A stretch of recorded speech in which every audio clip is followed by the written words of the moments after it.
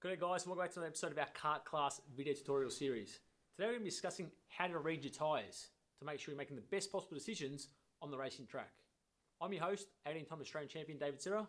Let's get stuck into it. Okay, so the first thing we're looking at is when our drivers are just starting out and they're driving off the racing line. So from a visual point of view, you're watching, you can see that your driver, your son or daughter, is off the racing line. They're missing the apexes, they're picking up a lot of that excess rubber. When we're looking at our tyre, you can sort of see this excess rubber buildup. So we're not even using the main part of the actual tyre there because we've got that additional rubber that we've picked up from being off the racing line. So that's a great sign that you can see that we're off of the apexes, we're off the racing line. It's a good way to show your son or daughter or the kid that you're helping to make sure they can then start to pick up on the right racing lines, and they can start to distinguish when they're on the right track and when they're on the wrong track. So the faster that you're driving, that rubber's going to slowly peel off when you're driving on the correct line. So if you can see that when you're coming in off the racing track, if it's still warm, you can try and peel it back, or you can get one of those little tyre graders almost, and you sort of peel that rubber back so that you start next session quite fresh. But that's a great sign that you're off the racing line. Okay, so the next thing we're going to be trying to look at is when our tyres have gone past their use by date. So we know that we always want to try and get as many laps out of these tyres as we possibly can because it's a big expense to us as a driver. So one of the ways we can see that our tyres are going past that use by date and sort of losing that performance is by looking for these canvas lines that are coming through. So we can see that the wear is coming through and how that tyre sticks together, it's just slowly starting to peel apart. And that's what we're seeing, that line coming across. So it's coming across in a nice diagonal line.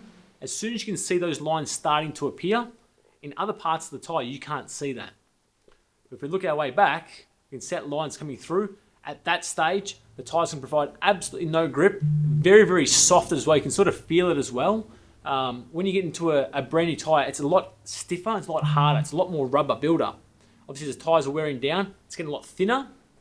And that's when we start to see these canvas lines coming through. Obviously, another way you can look at just the indicators on the inside or outside of your tyres to see, but in this instance, we still have some tyre indicators there, but the tyres can provide any more grip as well. So look out for those canvas signs. They're generally going to happen in the rear before the front, but if you've got a lot of negative camber, you might see these canvas lines come into it. Okay, so the last thing we're going to look at is when your tyres are overheating or they have not enough front grip, is that we're trying to look for the grain in the tyre. So we can sort of start to see that the tyres are starting to have these little wiggle lines in the center of the tyre.